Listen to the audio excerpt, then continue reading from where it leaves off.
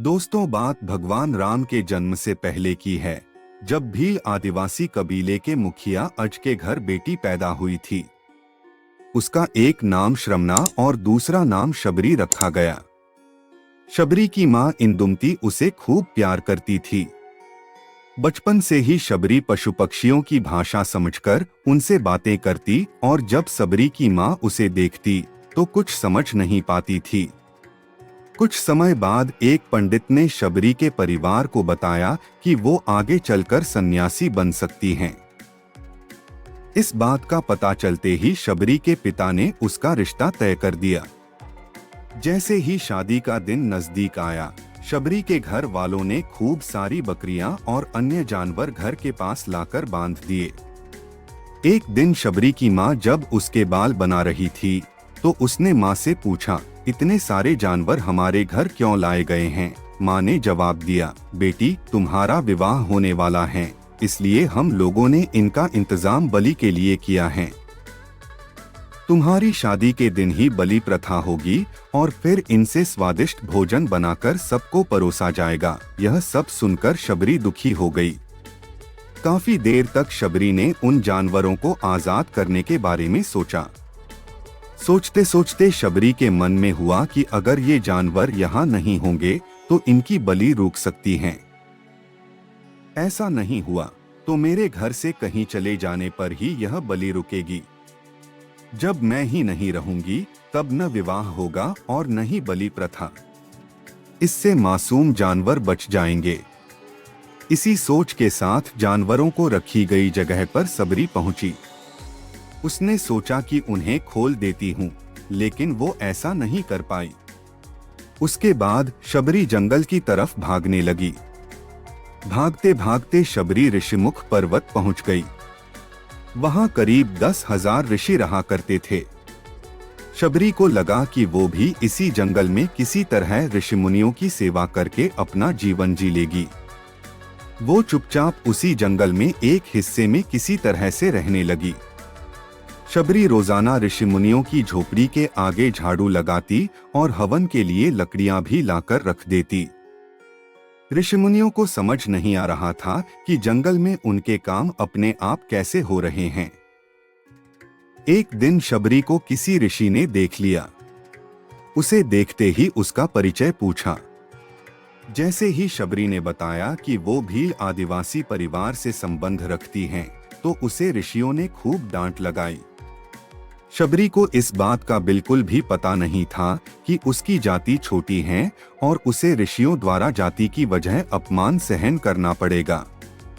इतना सब होने के बाद भी शबरी हर ऋषिमुनि के दरवाजे पहुंचती और उनके आंगन में झाड़ू लगाकर उनसे गुरु दीक्षा देने के लिए कहती।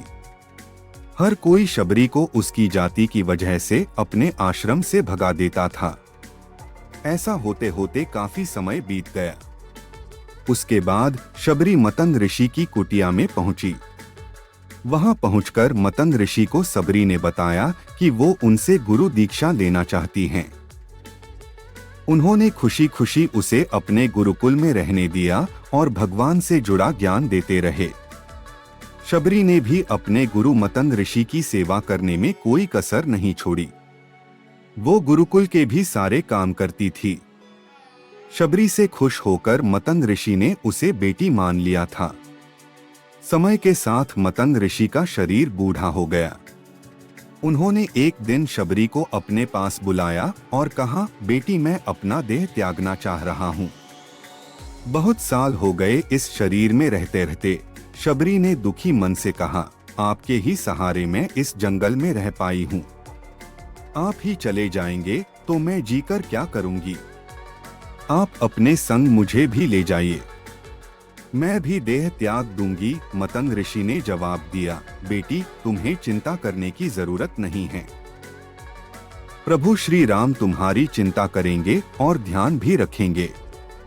शबरी ने श्री राम का नाम सुनने के बाद पूछा, वो कौन हैं और उन्हें मैं किस तरह से ढूंढूंगी? मतंग ऋषि ने बताया, राम कोई और नहीं भगवान हैं। वो तुम्हें सारे अच्छे कर्मों का फल देंगे। तुम्हें उन्हें ढूंढने की कोई जरूरत नहीं है। वो एक दिन खुद तुम्हें खोजते हुए इस कुटिया में आएंगे और तुम्हें उनके हाथों ही मोक्ष मिलेगा। तब तक तुम इसी आश्रम में रहो। इतना कहते ही मंतग ऋषि ने अपना शरीर त्याग दिया। शबरी के मन में मंतग ऋषि के जाने के बाद से एक ही बात थी कि भगवान राम स्वयं उससे मिलने आएंगे। वो रोज भगवान राम से मिलने के लिए बाग से अच्छे अच्छे फूल लाकर पूरा आश्रम सजाती और भगवान के लिए बेर तोड़कर लाती। भगवान के लिए बेर चुनते हुए शबरी उन्हें चख लेती थी ताकि भगवान को सिर्फ मीठे बेर ही दे।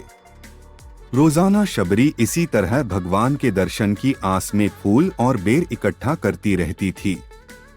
इसी तरह इंतजार में कई साल बीत गए। शबरी का शरीर एकदम वृद्ध हो गया। एक दिन आश्रम के पास के ही तालाब में शबरी पानी लेने के लिए गई। तभी पास के ही एक ऋषि ने उसे अछूत कहते हुए वहां से भागने के लिए कहा और एक पत्थर मार दिया। वो पत्थर जब शबरी को लगा तो उसे चोट लगी और खून बहने लगा। बहते हुए खून की एक बूंद उसी तालाब के पानी में गिर गई। तभी पूरा तालाब का पानी खून में बदल गया। ये सब होता देखकर ऋषि ने शबरी को ही डांटा और कहा कि पापीन, तुम्हारी वजह से पूरा पानी खराब हो गया। रोज ऋषि उस पानी को साफ करने के लिए अपनी कई तरह की विद्याओं का इस्तेमाल करते। कई सारे जतन करने के बाद भी कुछ नहीं हुआ। फिर उन्होंने गंगा जैसी कई पवित्र नदियों का जल भी उस तालाब में डाला। फिर भी तालाब का पानी साफ नहीं हो पाया और वो खून जैसा ही रहा।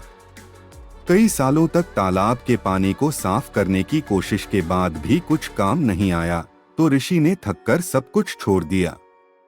इस घटना के कई सालों के बाद भगवान राम अपनी पत्नी सीता के हरण के बाद उन्हें ढूंढते हुए उसी तालाब के पास पहुंचे। ऋषिमुनियों ने उन्हें पहचान लिया। भगवान को वहां देखकर ऋषियों ने तालाब का पानी साफ करने के लिए भगवान को अपने पैर उसमें डालने के लिए कहा, लेकिन पानी जैसे का तैसा ही था। ऋषिमुनियों ने भगवान से भी कई अन्य जतन करवाए, लेकिन वो पानी जस का तस खून जैसा ही रहा। तब भगवान ने ऋषियों से पानी के रक्त में बदलने की कहानी पूछी। तब ऋषि ने शबरी को पत्थर मारने वाली सारी बात बता दी।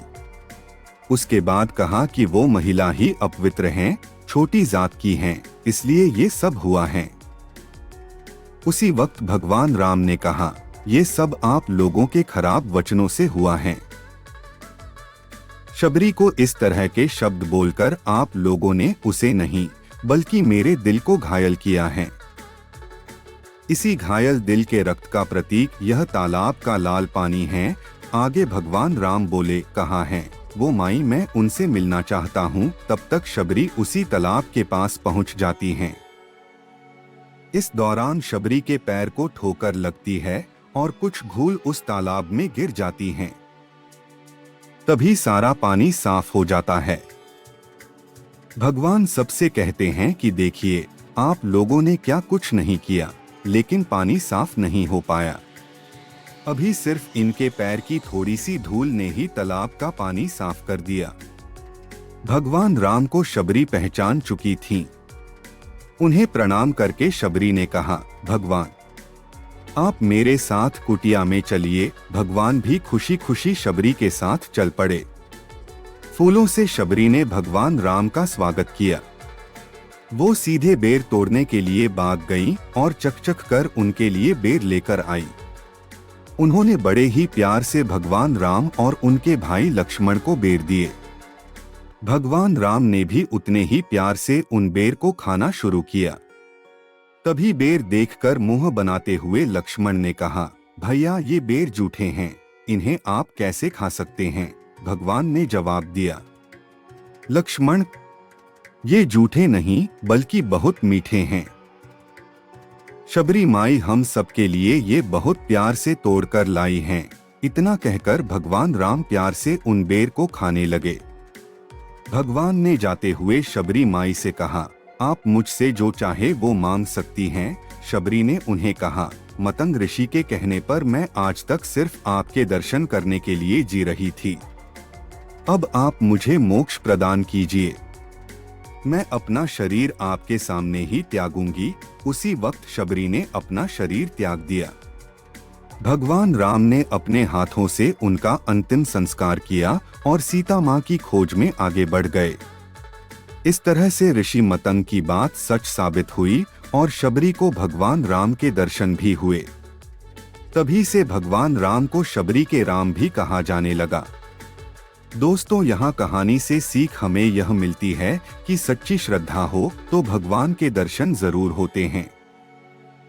और आप चाहे जितना भी महान हो, अगर भेदभाव करते हो तो आपका उद्धार नहीं हो सकता। दोस्तों, वीडियो अगर पसंद आई हो तो लाइक्स, सब्सक्राइब और शेयर करना ना भूले। पूरा वीडियो देखने के लिए आप लोगों का बहुत बहुत धन्यवाद।